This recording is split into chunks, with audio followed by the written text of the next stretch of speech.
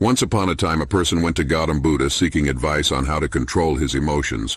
The person was struggling with anger and frustration, and he was looking for a way to manage his emotions better. Buddha smiled and asked him to sit down. He said, "I will tell you a story." Once upon a time, a flourishing country was controlled by a king. He decided to go to the neighboring kingdom one day. He'd heard the monarch of that realm was well known for his intellect. When the king arrived, he was greeted with considerable pomp and circumstance. The king of the neighboring kingdom had planned a lavish banquet in his honor. The king discovered a fly in his soup during the feast. He was dissatisfied and requested another cup of soup from his servant. "I cannot accept such things," said the king. "A single fly may spoil my day."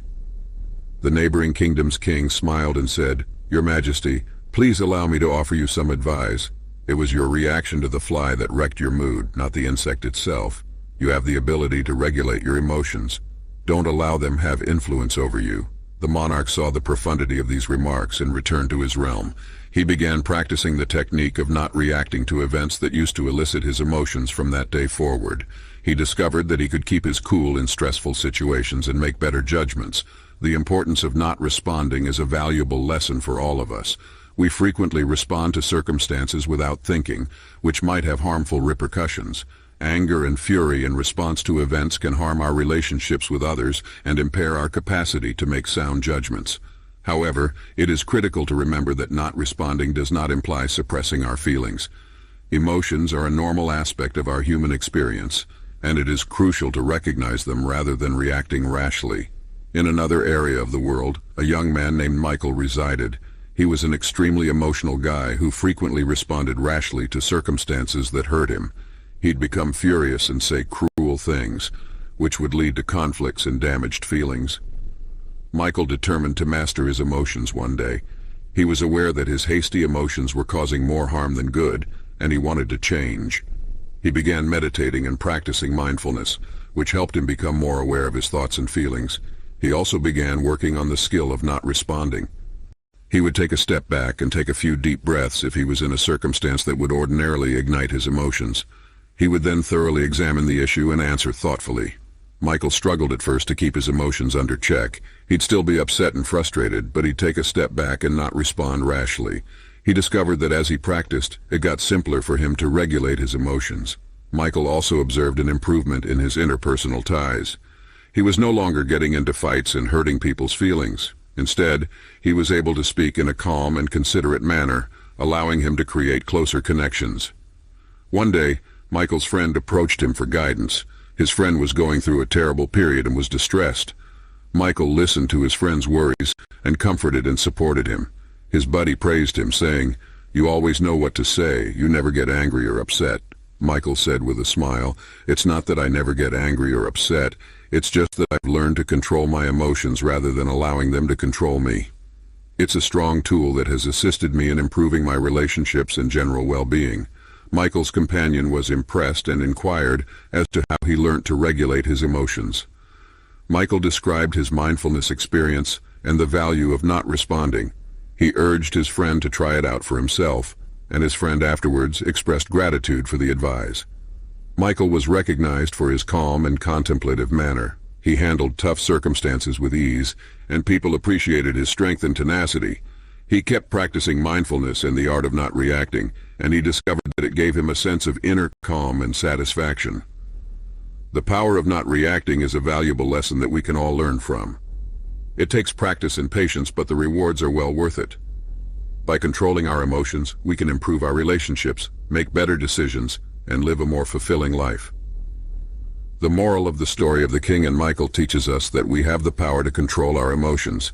We may not be able to control what happens to us, but we can control how we react to it. By practicing mindfulness and the art of not reacting, we can learn to control our emotions and respond in a thoughtful manner. It's a powerful tool that can help us improve our relationships, our well-being, and our overall quality of life. So let us take the time to exercise and grow this strong ability, and let it improve our lives.